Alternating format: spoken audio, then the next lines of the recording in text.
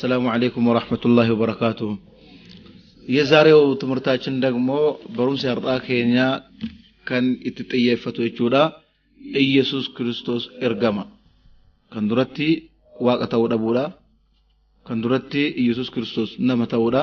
kan amma ammoo ኢየሱስ ክርስቶስ ergama rabbii ta'uu ergama kabajamaa ta'uu kan mirkaneessuudha amma gaawwanni ajaa'ibaa wanni as keessatti beekamuu qabu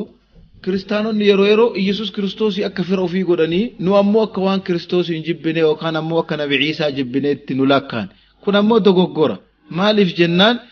ኢየሱስ ክርስቶስ kabajni isaa kan dhugaa kan jiru እውነተኛ ክብሩ ያለው በእስልምና ውስጥ ነው maaliif jennaan kan ammoo jecha dhugaa bannuuf mee ኢየሱስ ክርስቶስን nutu irra salphise moo jaratu irra salphise maal jedhan tumame